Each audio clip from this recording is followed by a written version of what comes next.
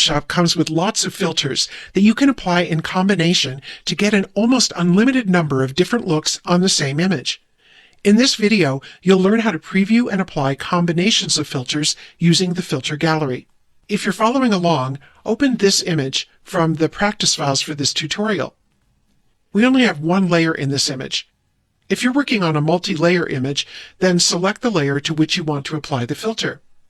And then go up to the filter menu. And if you come down to this area, you can apply a single filter from any of these categories. But let's see how we can preview and apply combinations of filters. For that, choose Filter Gallery from this menu. That opens this big filter gallery window, with the last filter that you used applied to the open image. So your image may look slightly different than mine. Over on the left, there's a big preview, and in the middle, there are thumbnails of filters. To preview a filter on your image, just click its thumbnail. And you'll find lots more filter thumbnails in these folders. I'll click the arrow to the left of this folder to open it, and I'll click on one of these filters. Now, even if you don't like the look of a filter at first, give it a chance, because there's a lot you can do over in the next column, where you'll find controls that are unique to whichever filter you just selected. And you can experiment with these controls. What's really special about the filter gallery is that you can preview combinations of filters on your image here. To add another filter, I'll go down to the bottom of the column on the right, and I'll click this Create New Filter Layer icon. You can now see that there are two copies of Diffuse Glow applied to this image. With the top one selected, I'll apply a different second filter instead.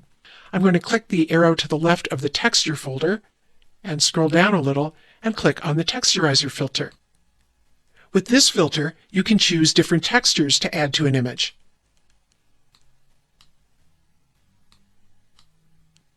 And you have controls you can use to vary the look.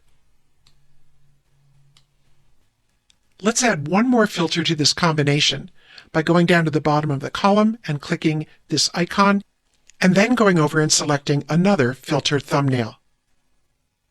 Even if you don't like the look of this at first, you can go back to the filter layers where there's now a new layer and click and drag that layer beneath another filter and get a very different look.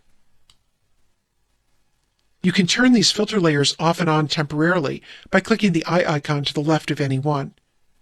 So there's how this looks without that last filter, and here's how it looks with the filter.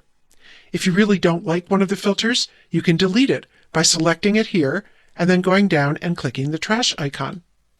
When you like the preview of a combination of filters, you can apply them to the image by going up to the top of this window and clicking OK.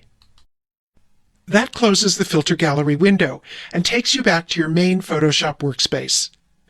Applying those filters has made a permanent change to this image, so regardless of the format in which you save the image now, the filters will be baked in and non-editable. If you don't like the filters, the only thing you can do at this point would be to undo.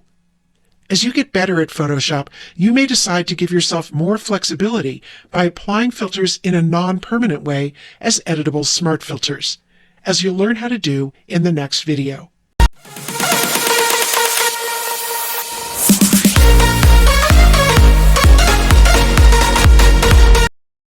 Subscribe now and press the bell icon. Never miss an update.